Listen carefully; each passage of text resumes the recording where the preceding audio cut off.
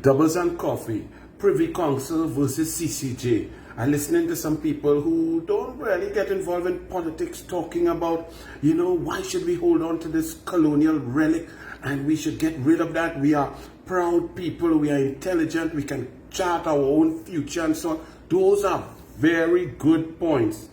And I agree with most of those in every sense, because I believe we in Trinidad and Tobago and the Caribbean are the best in anything we do, that we better than the world. I truly believe that. I've lived that in my coaching career, Olympics, World Championships, world record and so on. So I agree. Here's the problem.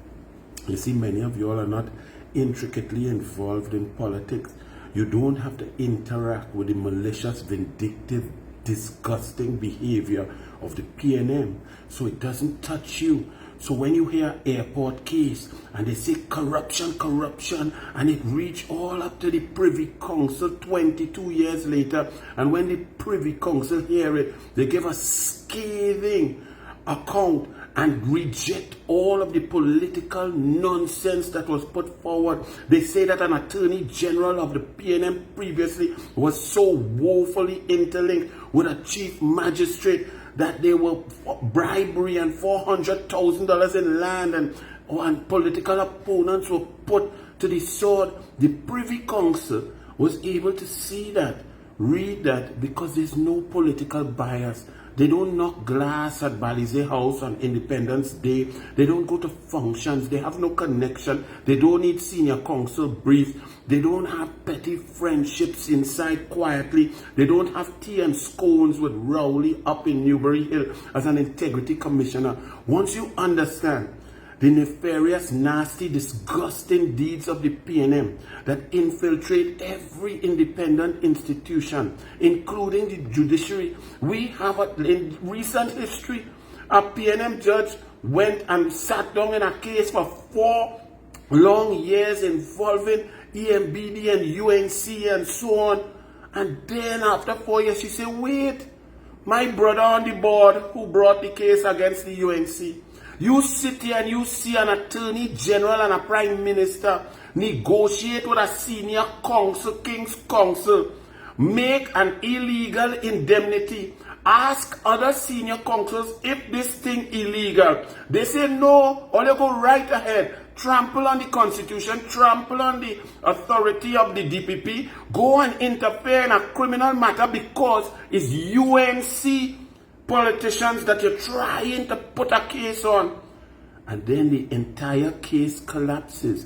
And the very person who the PNM pay millions of dollars to, internal, external lawyers, and was trying to hide information from external tax agents of a foreign nation, they now have to defend against a lawsuit from the very Nelson Gate indemnity. And you know what the PNM's defense is? That the indemnity that they signed, Al-Rawi signed, approved by Rowley and the cabinet, was illegal. That is the essence and the culture and the atmosphere that we exist in. So the CCJ is fantastic for all cases that have nothing to do with politics, but some of the most critical cases that impact your life. Think about the war and the imbroglio going on now with the Auditor General. The PNM has infiltrated every independent institution, and you all just keep your eyes closed.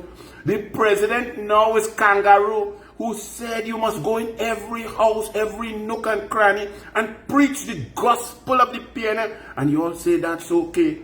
The head of the Integrity Commission recently appointed after another Integrity Commissioner said, wait now, let me investigate this, because how Rowley get 500,000 discount in a property from his friend who got contracts from the government? That don't sound right. Well, the boss he throat, and you know who they put? They put the neighbor of the Speaker of the House, Bridget, and he said George, whose husband is on 7 boards, and Rowley, golfing buddy and friend for 45, 50 years. They put their neighbor as the head of the Integrity Commission. So with all due respect, while I believe in Caribbean brilliance, independence, and charting our future, them fellas across the pond, the Privy Council, in politically motivated cases or cases that have politics in it, cases that involve TTRA, rights of individuals, the usurpation of rights, the dictatorial tendencies of the PNM, where citizens could go. You cannot get a fair shake in Trinidad and Tobago, and therefore the CCJ, because the community is so tight, so close.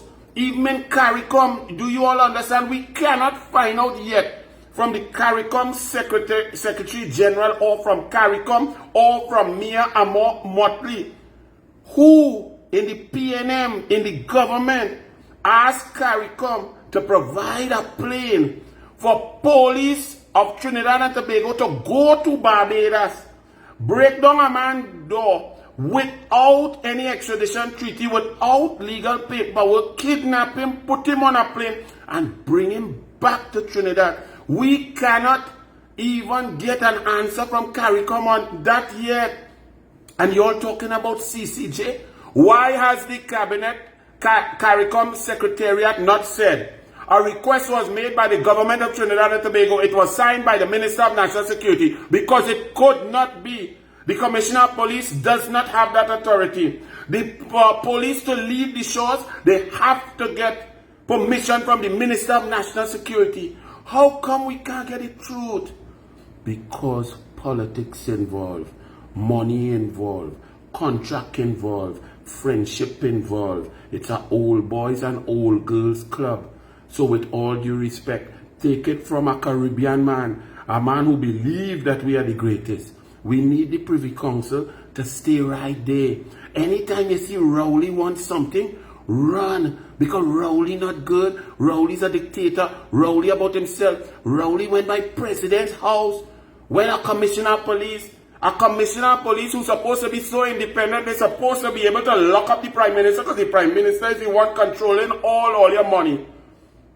Rowley went by the president and get the president to call back a lady who was also on a PNM CDA board and say, listen, this independent merit list that has been duly approved by the majority of the Police Service Commission to create and recommend an independent commissioner of police who's supposed to be able to lock up the prime minister, bring back that, because me ain't happy with that list. And Paula May Weeks, a constitutional attorney, a former high court judge of the greatest repute, an intelligent, brilliant, amazing woman, break the law, breach the Constitution, section 123(4). Why? Because Rowley tells she do it. Because Rowley was when she here. Because Rowley says so. And all you're talking about CCJ, you'll think CCJ might be good for land cases, cases that don't involve UNC and PNM, might be very good, brilliant, intelligent jurists. But once it have politics, you need people who don't have no balized juice poisoning them from 52 years of PNM running this country. So leave them old white men outside it, leave the Privy Council, because it mightn't be you right now, but it will be, it could be. And history is replete with examples of PNM oppression that has only been resolved after years. And we're approaching the council, the Privy Council. Okay? So leave them right there. Bless. I hope I explained.